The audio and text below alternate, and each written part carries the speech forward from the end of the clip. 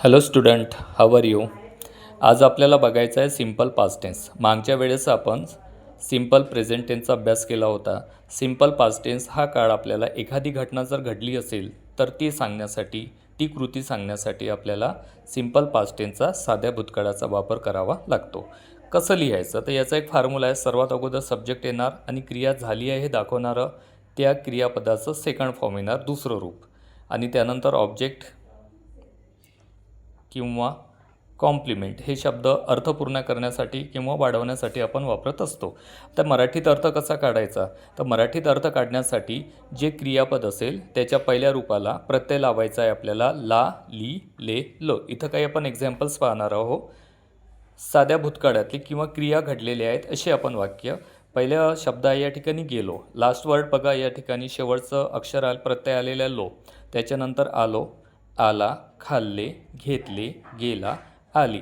जर शेवटचे अक्षर जर आपण पाहिले तर याच्यामध्ये हेच येणार आहे, ला, ली, ले, लेलो. तर यापैकी एक प्रत्यय जर लावला तर त्याचा साध्या भूतकाळातील अर्थ पूर्ण होतो. आता गो हे क्रियापदाचं पहिलं रूप आहे. आता याचं सेकंड फॉर्म होणार आहे वेंट. म्हणून वेंटचा अर्थ काढायचा असेल आपल्याला तर हे जे जा आहे तर याला प्रत्यय लावायचा आपल्याला लाली लेलोपैकी एक, आणि हे जे प्रत्यय आहेत हे सब्जेक्टच्या कर्त्याच्या लिंगवचनानुसार बदलतात. म्हणून या ठिकाणी वेंटचा अर्थ होणार आहे गेलो. कम म्हणजे या, केम म्हणजे याचं सेकंड फॉर्म झालेला आहे, म्हणून याचा अर्थ झाला आलो किंवा आली किंवा आले. ओके. इट म्हणजे खा, खाण्याची क्रिया पूर्ण झाली. या ठिकाणी आपण वापरणार आहे एट, आणि याचा प्रत्यय लावण्यासाठी काय होणार आहे मग, खाचं खाल्ले. ओके. टेकचा अर्थ होते घ्या, म्हणून टूक म्हणजे घेतलं.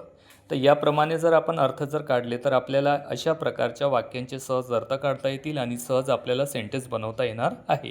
म्हणून आता आपल्या या फॉर्म्युल्यानुसार आपण सेंटेन्स बनवलं. मी गेलो असं मला सांगायचं आहे. मी, तर सब्जेक्ट काय होणार आहे या ठिकाणी, मी होणार आहे, आणि गेलो म्हणजे क्रिया झालेली आहे, माझी ॲक्शन संपलेली आहे या ठिकाणी. तर म्हणून जाण्यासाठी क्रियापद असते गो, म्हणून त्याचं सेकंड फॉर्म होते वेंट. म्हणून आय वेंट, आणि आय वेंटचा अर्थ काय होणार आहे, मी गेलो किंवा मी गेली. शी केम, शी केमचा अर्थ होणार आहे मग ती आली. ओके. तर या प्रकारे जर अर्थ काढलं तर आपलं इंग्लिश सिम्पल पास्ट टेन्स अजिबात चुकणार नाही.